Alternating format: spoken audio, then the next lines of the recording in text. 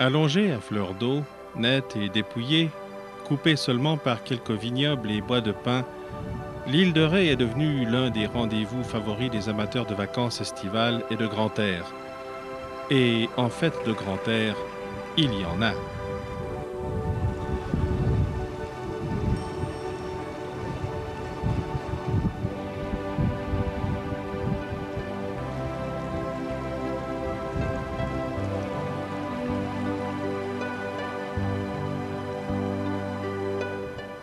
La capitale de l'île, c'est Saint-Martin-de-Ré, qui était autrefois une place militaire importante. Elle garde les traces de nombreux conflits qui, de la guerre de Cent Ans à l'épopée napoléonienne, ont marqué toute cette région à la limite de la Vendée et des Charentes. Il faut savoir que les îles de Ré et de Léron forment le premier rideau défensif de La Rochelle dans une position médiane face à l'Atlantique. Déjà, à l'époque d'Aliénor d'Aquitaine, les armateurs protégeaient leur port ainsi.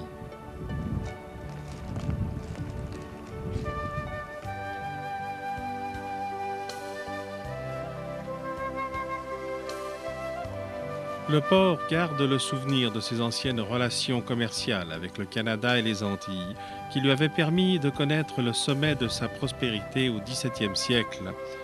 Aujourd'hui, les bateaux de plaisance et les navires de pêche ont remplacé les grands voiliers venus chercher les blés d'Aunis, le sel des côtes, les eaux de vie de Saintonge, les draperies poitevines qui apportaient en échange des bois du Nord, des peaux du Canada, des épices et du sucre des Antilles.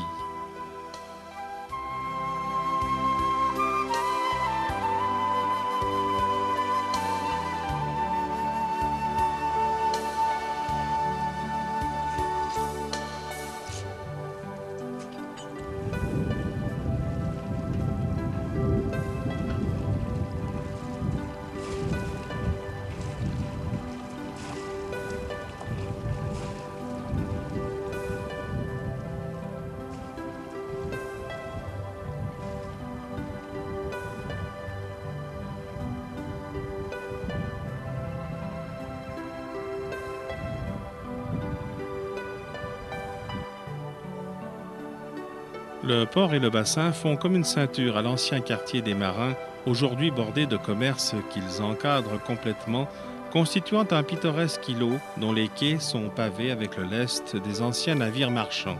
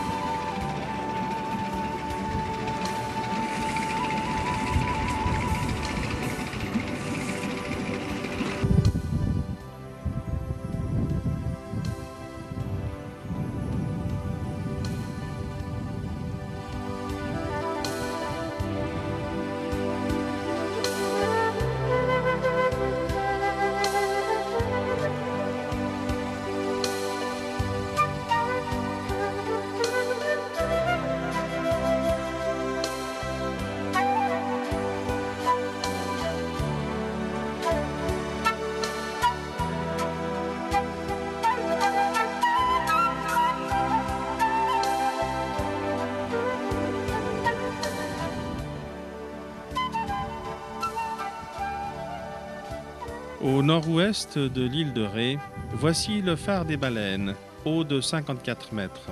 Il a été construit en 1854 pour remplacer une tour fanale du XVIIe siècle que l'on peut encore voir à proximité du phare.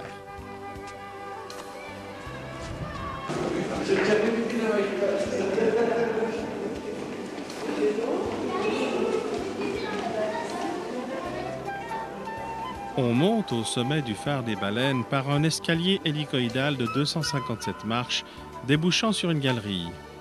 De là s'ouvre un magnifique panorama embrassant les côtes de Vendée, le Pertuis breton et la pointe de l'Aiguillon.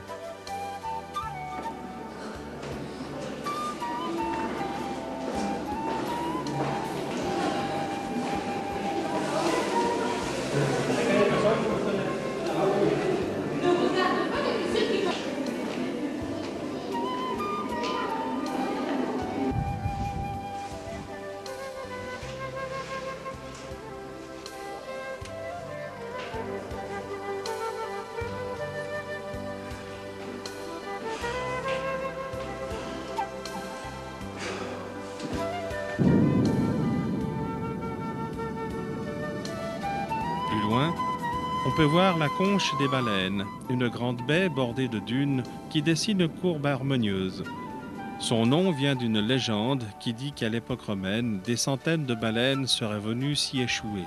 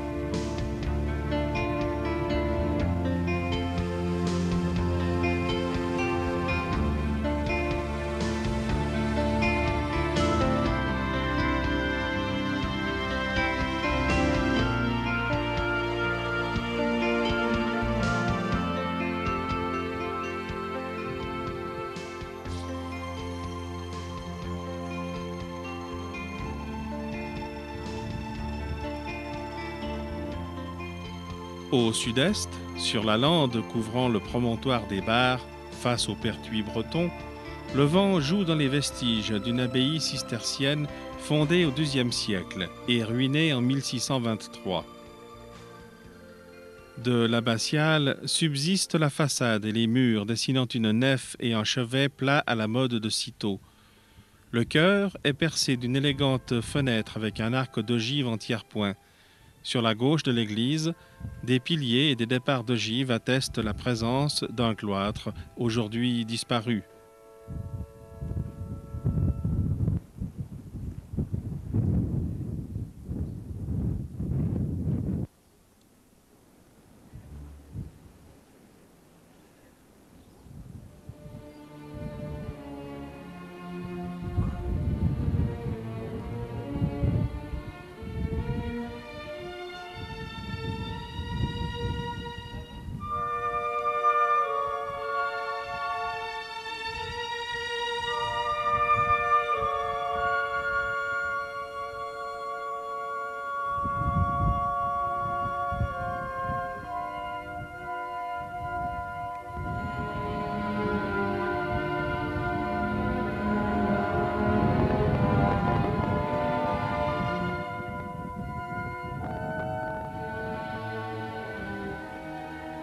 Non loin de l'abbaye, les vestiges du fort de la Prée, construit par le gouverneur Toiras en 1625 pour résister aux assauts des Anglais.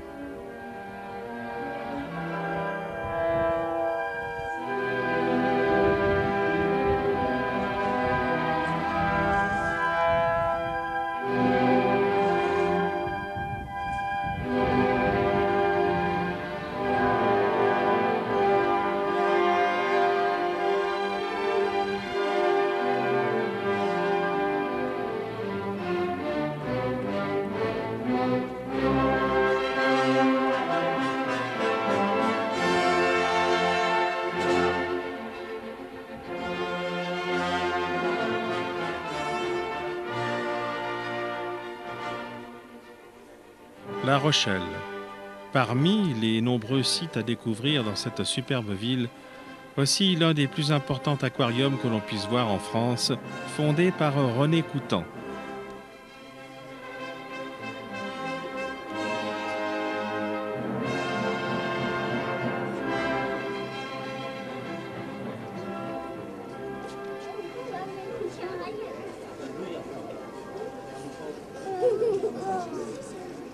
De conception très moderne, cet aquarium présente un vaste panorama de la faune et de la flore sous-marine en provenance de toutes les mers du globe.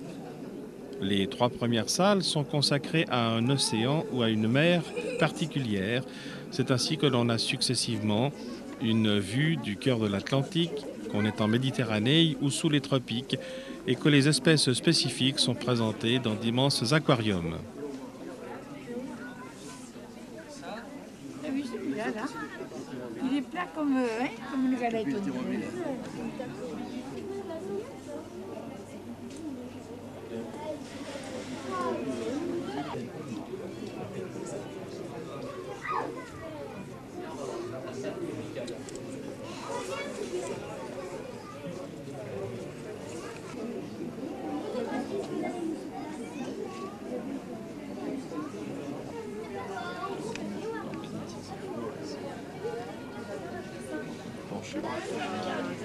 J'avais raison, j'ai dit.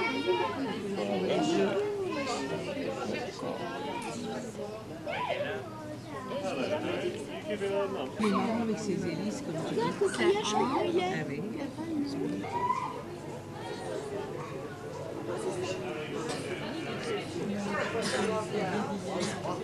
Ah oui. Ah oui, c'est ça.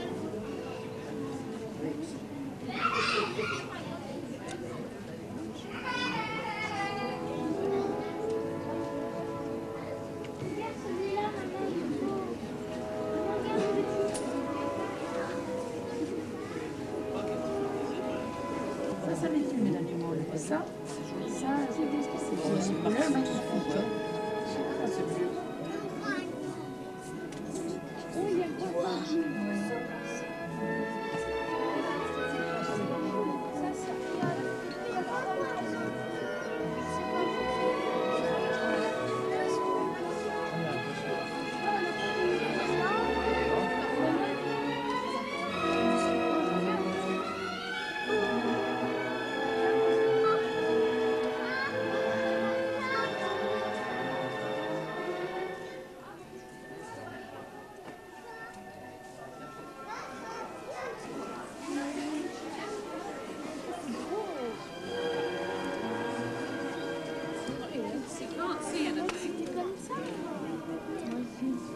C'est normal, je sais si ça se casse.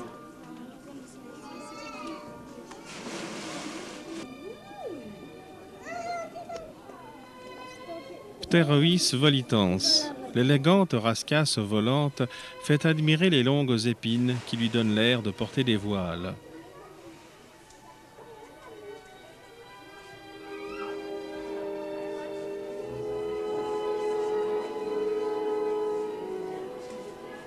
Un tunnel aux parois transparentes permet aux visiteurs d'évoluer au sein d'un environnement marin tropical où évoluent des requins et des tortues géantes dans un bassin de 2500 hectolitres.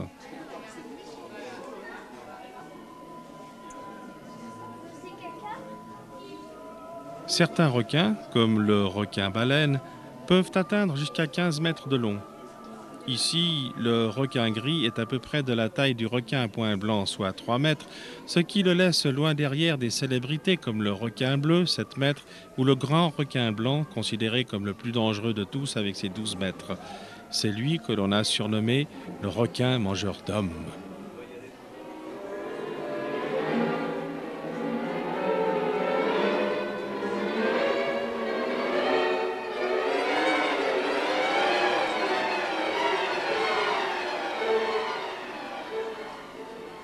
Non loin de là, des tortues géantes font oublier leur poids par la grâce de leur vol.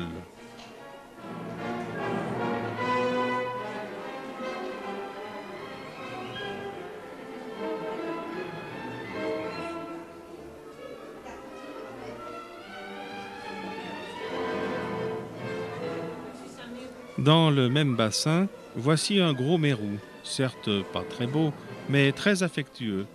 Jacques-Yves Cousteau avait d'ailleurs dédié tout un film à l'un de ses congénères.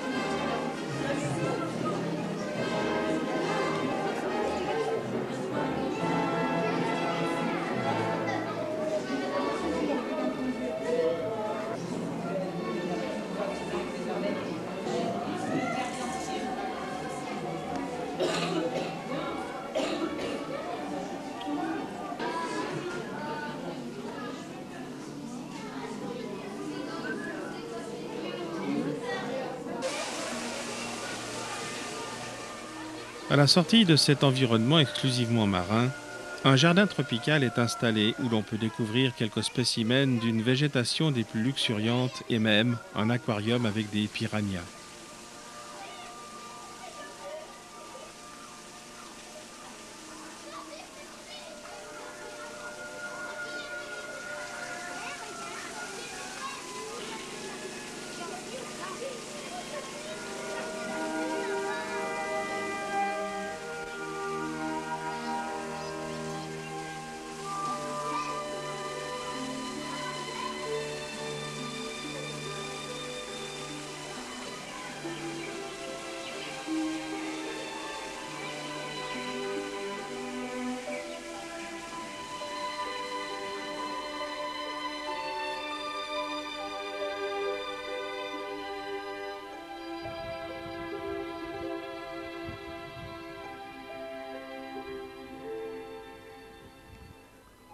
Du XIe au XVIIIe siècle, les marais salants qui bordaient presque toute la côte étaient une des richesses du Poitou, de l'Aunis et de la Saintonge.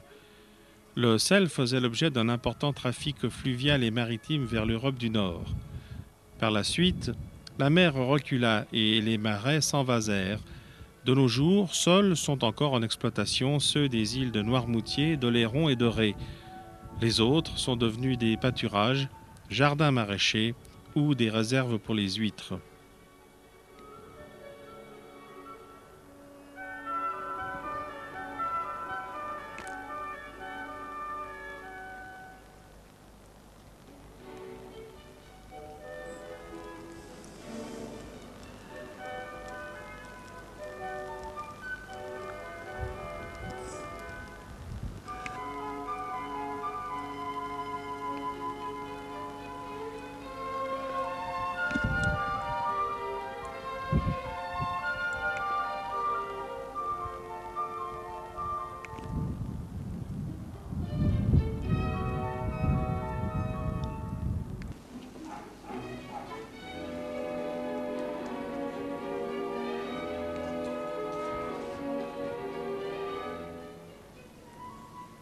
La tranquillité et la sobriété du paysage rochelais et de toute cette région du Poitou, de la Vendée et des Charentes nous rappellent que nous ne sommes pas très loin du pays bordelais.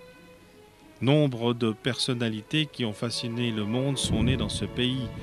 Le philosophe et théologien Pierre Abélard, né au Palais en 1079, François Ier, né à Cognac en 1494, Samuel de Champlain, fondateur du Québec, venu au monde à Brouage en 1567, et, pour les régionaux de l'étape, le physicien et naturaliste René Ferchaud de Réaumur, né à La Rochelle en 1683, qui inventa notamment le thermomètre, Jean-Louis Foulquier, de 1943, fondateur des Francopholies de La Rochelle, ou Bernard Giraudot, l'acteur bien connu.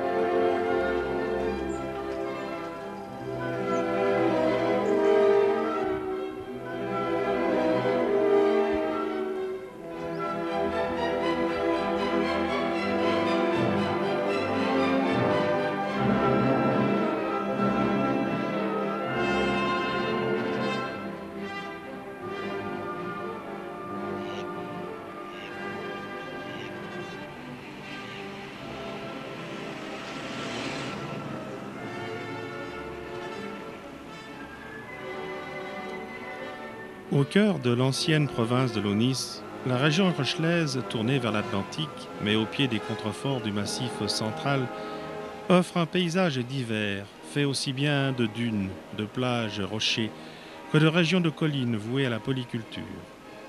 Citadelle protestante, célèbre pour le siège qui, en 1627 et 1628, fut particulièrement bien mis en scène par Alexandre Dumas dans Les Trois Mousquetaires, il en subsiste nombre de traces architecturales, églises et portes fortifiées, châteaux et gentilhommières de l'époque Louis XIII et de nombreux monuments.